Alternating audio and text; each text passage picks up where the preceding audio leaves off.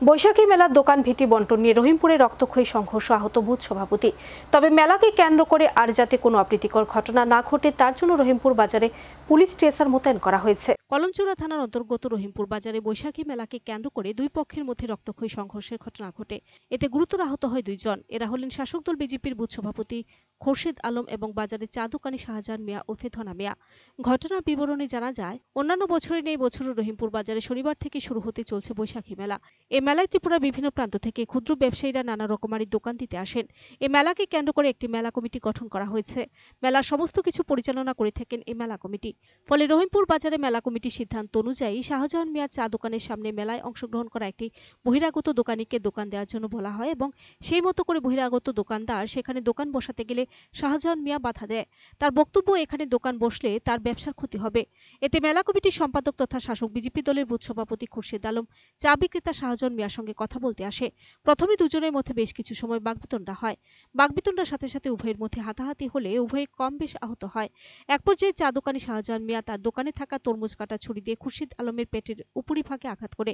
এতে বেশ রক্তাক্ত জখম হয় খুরশিদ আলম। ঘটনার খবর পেয়ে খুরশিদের ছোট ভাই সোহেল মিয়া সেখানে গেলে সেও বেশ আহত হয়।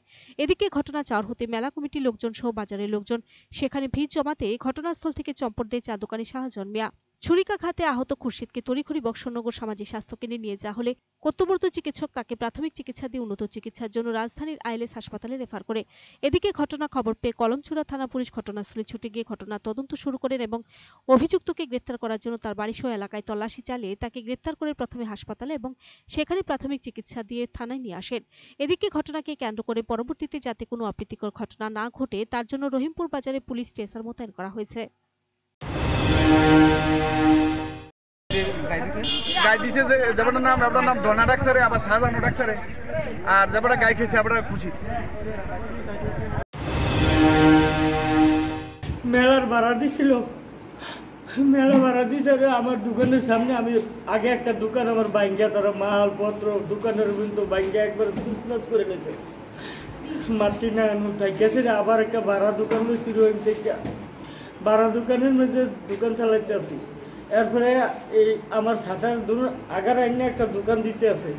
আমি বলছি, দেখো এখানে দিও না, তোমরা যদি ভাড়ার কাজ লাগে তোমরা আমার ভাড়াটা নিয়ে যাইও, আমি দিয়ে দেবো নিরাল, তোমরা ভাড়াটা আমি দিয়ে দেবো।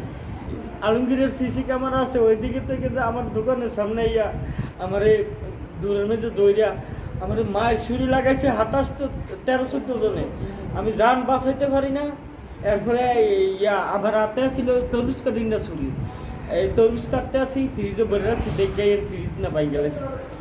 এরপরে এই তারা এরপরে এই ছুরি দিয়ে আমার যখন গাড়ি চলেছে তখন আমি এইভাবে আক্রমণ করছি। তখন আমার দেখেন আমার পিতা করছে এই তারার থেকে বাড়ি লেগে সাইডে তারা ছুরি তারার কাছে গেছে। তারা তো 10-12 জনে আমার ধরছে মারানোর জন্য, 1-2 জন না। এরপরেও তো এখন আনতে সময় প্রশাসন আছে, প্রশাসনের যান বাঁচাইয়া আমার লইয়ে যাইছে, প্রশাসনেরও খবর নাই। প্রশাসনেরও মাইর করছে। দেখেন প্রশাসন গাড়িটা ভাঙছে, গাড়িটারে ভাঙছে, প্রশাসনের উপরে মাইর করছে। আমি কি অপরাধ করলাম? Video report search India.